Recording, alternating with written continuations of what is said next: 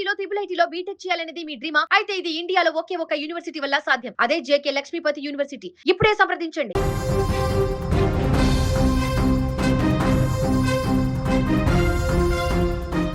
ప్రేమంటే జీవితాన్ని నిలబెట్టే వెలుగు కావాలి, కానీ ఆ బంధం ఒక నిండు ప్రాణాన్ని బలిగొంది. మహబూబాబాద్ జిల్లా మరిపేడ మండలం లక్ష్మా తండాలో వెలుగు చూసిన ఈ ఘటన ఇప్పుడు స్థానికంగా తీవ్ర కలకలం రేపుతోంది. ప్రేమించిన వాడే మోసం చేయడంతో 19 ఏళ్ల మాలోతు రమ్య తీసుకున్న నిర్ణయం అందరినీ కన్నీళ్లు పెట్టిస్తోంది. ఎల్లంపేట శివారు లక్ష్మా తండాకు చెందిన రమ్య, బోట్యా తండాకు చెందిన ధరంసోత్ సుమన్ గత కొంతకాలంగా ప్రేమలో ఉన్నారు. ఇద్దరి మధ్య సాగుతున్న ఈ ప్రణయ బంధం అందరూ అంగీకరించే పెళ్లిగా మారుతుందని రమ్య ఆశపడింది. అయితే పెళ్లి ప్రస్తావన వచ్చిన ప్రతిసారి సుమన్ దాటవేస్తూ వచ్చాడు. ఈ క్రమంలో రమ్యను కలిసిన సుమన్ అమానుషంగా మాట్లాడాడు. నిన్ను పెళ్లి చేసుకోను, వేరే యువతిని పెళ్లి చేసుకుంటా అని ముఖం మీదే చెప్పేశాడు. నమ్మిన వాడే నట్టేట ముంచేసరికి రమ్య మనసు ముక్కలైంది. తీవ్రమైన మానసిక వేదనకు భరించలేక ఇంట్లోనే ఎలుకల మందు తాగింది. అపస్మారక స్థితిలో ఉన్న రమ్యను గమనించిన కుటుంబ సభ్యులు హుటాహుటిన ఆసుపత్రికి తరలించారు. చావు బతుకుల మధ్య పోరాడుతూనే తన మరణ వాంగ్మూలంలో సుమన్ చేసిన మోసాన్ని రమ్య పోలీసులకు వివరించింది. చికిత్స పొందుతూ తుది శ్వాస విడిచింది. ఈ ఘటన గురించి మరింత సమాచారం అందించేందుకు మా ప్రతినిధి మధు అందుబాటులో ఉన్నారు. మధు, చెప్పండి, రమ్య వాళ్ళ ప్రేమ వ్యవహారం ఎన్ని రోజులుగా కొనసాగుతుంది? వాళ్ళ కుటుంబ సభ్యులు ఏం చెప్తున్నారు? ప్రభుపేట మొదలైన ఆ పరిచయం వరకు ఒక యువతి ప్రాణాన్ని బలిగొంది.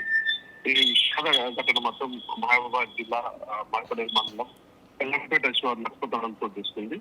అయితే లక్ష్మతండానికి చెందినటువంటి మానవ రమ్య ప్రైవేట్ ఉద్యోగం చూస్తూ జీవితంలో ముందుకు సాగాలి, తన కళను ఎలాగైనా సాకారం చేసుకోవాలని చెప్పేసి అరకన్నా తల్లిదండ్రులకి మంచి పేరు చేయాలని చెప్పేసి తను మరిపేడలోని ఒక ప్రైవేట్ వొకేషనల్ కాలేజ్ ఇంటర్మీడియట్ పూర్తి చేసి ఆ సమయంలో అంటే బోటే తండా పరిచయం ఏర్పడింది. ఈ పరిచయం కాస్త ప్రేమగా మారింది. అయితే ఇద్దరి విషయం కుటుంబ సభ్యులకి ప్రేమ విషయం తెలిసినప్పటికీ పెళ్లి విషయానికి ఇంట్లో అంటే పెళ్లికి ప్రేమించుకున్నాం కదా, పెళ్లి చేసుకుందామని చెప్పేసి ఇంట్లో వారికి కూడా నచ్చరికి ప్రయత్నం చేశారు.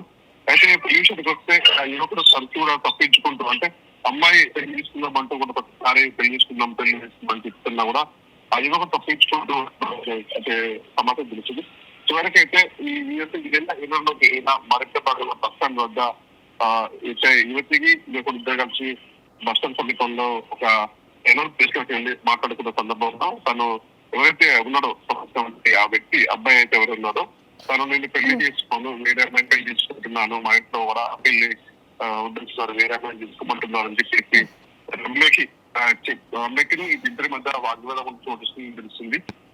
దీనికి మనస్తాపం చెందినటువంటి ఇంట్లో తమతోటి సమానంగా అంటే ఇన్ని రోజులు ప్రేమించుకున్నాం, నన్ను ఇప్పుడు తను ముఖం చాటేస్తున్నాను, పెళ్లి చేసుకుంటున్నాను, వేరే మీద పెళ్లి చేసుకుంటా అని చెప్పేసి నా కళ్ళ ముందు చెప్తున్నాడు అని మనస్తాపం చెందినటువంటి మనోవేదన గురైనటువంటి రమ్య ఇంటికి వెళ్ళి ఇంట్లో ఎవరు లేని సమయంలో లెక్కల మంది తాగి ఆత్మహత్యకు పాల్పడింది. కుటుంబ సభ్యులు వ్యతిరేక ఆస్పత్రికి తరలించినప్పటికీ వ్యక్తిత్వంతో అనవసరం మృతి చెందింది. మృతికి ముందు పోలీసులు కూడా ఆమె వాంగ్మూలం, ఎందుకంటే తను ప్రేమించాను, పెళ్లి చేసుకున్నాను నమ్మించి నన్ను ఈ విధంగా మోసం చేసినావు, ఇంటిపై కంపల్సరీ చర్యలు తీసుకోవాలని చెప్పేసి పోలీసులను కూడా మనకైతే తెలిసింది. ఈ సంఘటనని విచారణ చేపడుతున్న పోలీసులు కేసు నమోదు చేసి దర్యాప్తు చేపడుతున్నారు. మధు, రమ్య కుటుంబ సభ్యులు ఏం చెప్తున్నారు? అయితే ఏమంటున్నారంటే రమ్య కుటుంబ సభ్యులు ఇక్కడ పెళ్లి చేసుకుందాం అంటే ప్రేమించుకున్నారు, పెళ్లి చేసుకుందాం కూడా మరి అబ్బాయి ముఖం చాటేస్తున్నాడు, ఇప్పుడే ఈ విధంగా అంటున్నారు, రేపు పొద్దున పెళ్లి చేస్తే మీ పరిస్థితి ఏ విధంగా ఉంటుందో ఒకసారి ఆలోచించుకోమని చెప్పినట్టు కూడా ఆ పెద్ద మనుషులు తమ కూతురికి నచ్చకి ప్రయత్నం చేశారు.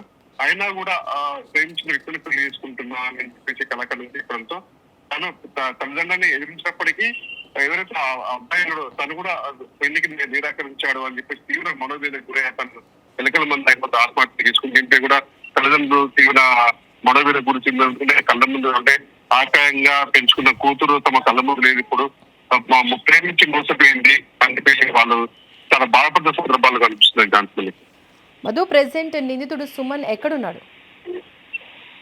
అయితే పోలీసు మొత్తం దీన్ని విచారణ చేపడుతున్నారు. మొత్తం పూర్తి వివరాలు మొత్తం సేకరించి అతనికి చర్య తీసుకున్నారు కూడా పోలీసు మొత్తం వెనకాల మొత్తం వేయట్లేదు.